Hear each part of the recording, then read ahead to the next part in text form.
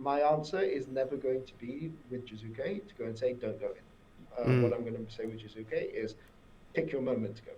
Right, like Jiizuke is a player who's mechanically strong enough that if he doesn't take an opportunity now, another opportunity will present itself later.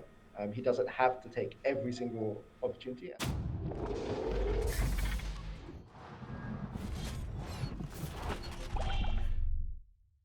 This is Azento from Esports Heaven, and I have here with me Coach Peter Dunn from Evil Geniuses. And after an absolutely banger game against Dignitas, but unfortunately a loss for Evil Geniuses. But I mean, what a bloody game! Like, what's just, I guess, your overall impressions of the game itself? So it was definitely a fun game. I guess for the fans, it's this is kind of why this game was a great advert for LCS. There was a lot of fighting, there was a lot of um, throws backwards and forwards. It was definitely entertaining to watch. As a coach, obviously, you watch games like this and you kind of rip out your hair.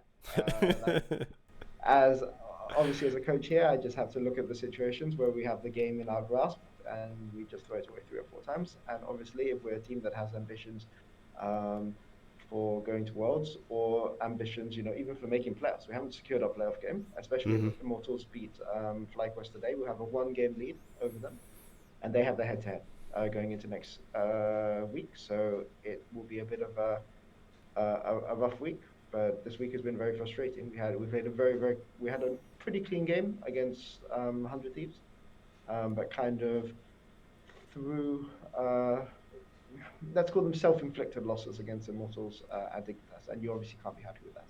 Hmm. So I want to talk about, I guess, the importance of Scuttle Crab because we saw a heavy priority this game, especially from Evil Geniuses. Just, I guess, what are your thoughts on the importance of Scuttle within this current meta? It's important to be able to contest it properly with lane priority. I mean, that's it. I mean, let's be clear. Like what you've seen this week and last week just hasn't been good enough, right? Like, I mean, this kind of thing is pretty basic, and we will work on fixing it in scrims.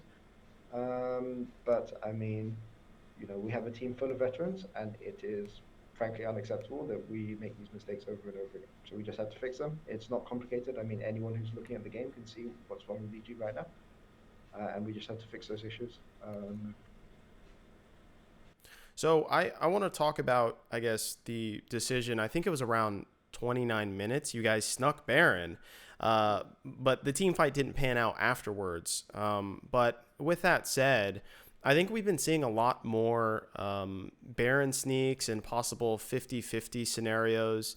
What are your thoughts, I guess, on the the Baron meta, or I guess how teams interact around Baron within the current split?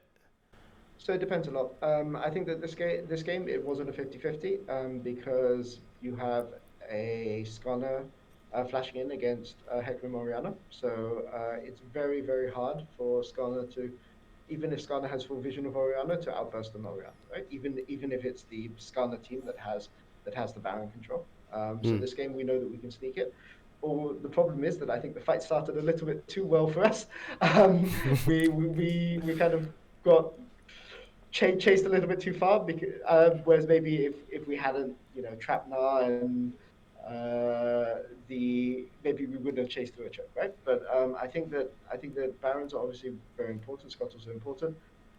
I think that there is a lot of content going out now about how teams in LCS, us included, sometimes have issues with how they contest drakes. I think I would dominate did a video on something like this, Mm-hmm. and obviously, this is something that we have to work on improving.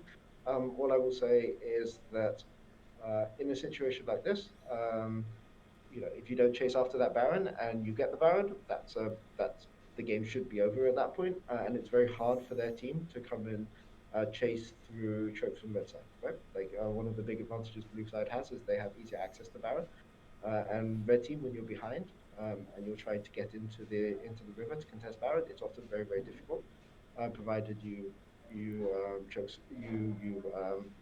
take Scuttlecrab out, right? Which is what Ignal was trying to do. I can't remember if he succeeded, But the key point is that in those kind of situations, you have to be willing to push the go button, right? And I mean, it wasn't a high risk. Soul Drake wasn't up for another 2 minutes. If it succeeds, it succeeds. We have really fast barrier clear speed with our comp, and if it doesn't, we always have the opportunity to back off, right, to run away. Like if Dignitas had rotated 5 seconds earlier than they did, we would have just backed off, reset, and set up for Drake, which would have been Drake. Mm-hmm. So yeah, so I think you're seeing a lot of these sneaks, but I think it's often a good idea to just see what the enemy team will do, right? Like sometimes in the game, you have to test and probe how fast the enemy team reacts, um, and if they react quickly one time, maybe you don't risk it as aggressively the next time.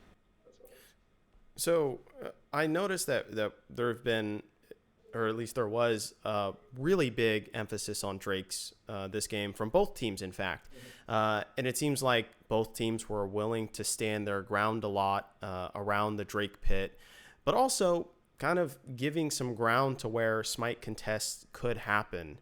Is it just really difficult for teams to contest for vision and maybe lane prio within the mid lane, of course, when it comes to waves, I guess, because that's supposed to be very important for Drake. So is it just difficult for teams to set up this configuration within the meta, or what's really going on with that? I mean, firstly, it is difficult to set up. But secondly, we're pro teams that scrim multiple days a week. I mean, this is basic stuff that we should be able to fix, right? Like, I mean, yes, it's hard, but no, that's not an excuse. And frankly, our dragon control this game was not good, and nor was Dignitas, to be clear. And this is, if you kind of ask me, what is the biggest weakness of LCS as a league at the moment? It's who's able to set these things up properly and not for situations where you have to go for 50-50 splits and whatnot. And the fact that we're doing it, that we're going for these 50-50 smites and not controlling the river properly. Obviously, I'm not going to go into excruciating detail, Yeah. but this is a failure on our part, right? And it's a failure on us as a coaching staff, right? That we just have to fix this by the end of the season. And if we can't, then it's worth asking what's going on, right? Why aren't these issues being fixed? And to be clear, it's something that as a coaching staff, we have to take responsibility on fixing, right? Hmm. And yeah, that's what we have to do. There's no excuse, right? It's hard, but there's no excuse to not doing it correctly. So I want to touch on a topic of, I think, hot contention within the community right now, which is there's been heavy criticism against Jiizuke as a mid laner and his consistency throughout the split, or just his play style in general. He's often known as the aggressive mid laner, almost with reckless abandon. So I want to get your take as a coach. What's your philosophy as a coach when approaching aggressive players in terms of maybe morphing their play style? So I think that I'm obviously a big fan of working with players that are willing to take the extra risk. People like Humanoid, people like Kazi. These are people that I value very, very strongly in Europe, and these are people that I valued pretty strongly in North America. When you're playing, where I find that often it's very easy to see when an aggressive player makes a mistake because they die, right? But you don't see when a more defensive player misses an opportunity that could win the game, right?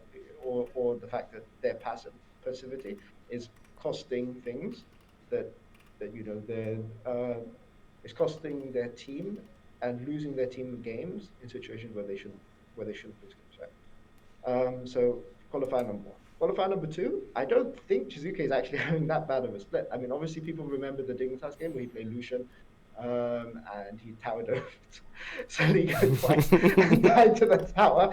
Um, which okay, I'm not going to excuse that. Right? Like that's just not acceptable. But I think Jiizuke has actually smartened up his play a bit this year. I mean, you can see situations um, where Jiizuke situations where in previous seasons you could just camp Jiizuke mid and you would get free kills in laning phase or just kill him in the side lane. And I think that hasn't happened much this season at all.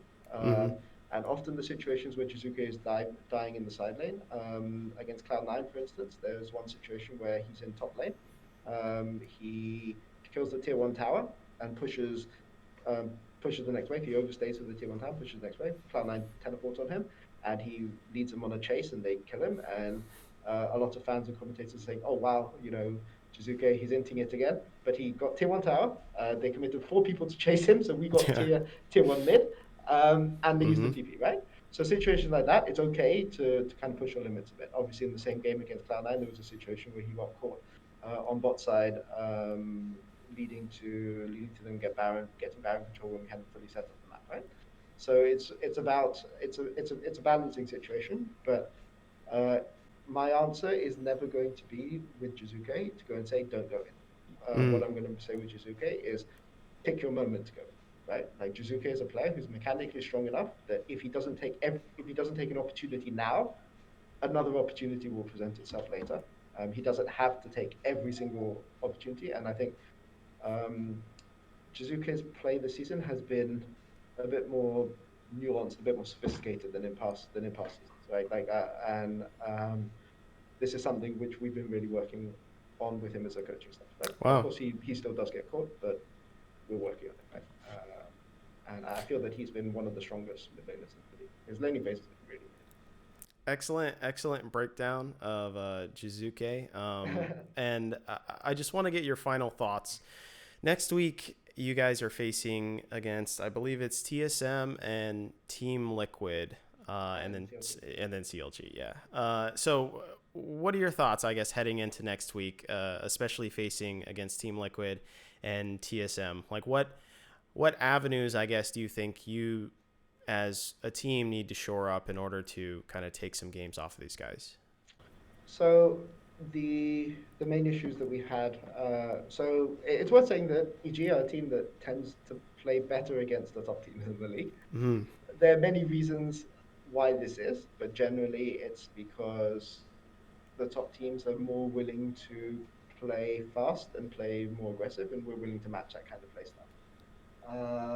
So it remains to be seen how TL or TSM play. Both of the TL have been playing a bit more slower paced, but TSM have definitely been playing fast paced, aggressive play style.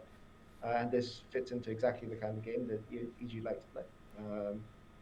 You could argue that sure we're 2-0. We could easily have been 3-0 against C9 this season, bar one key team fight.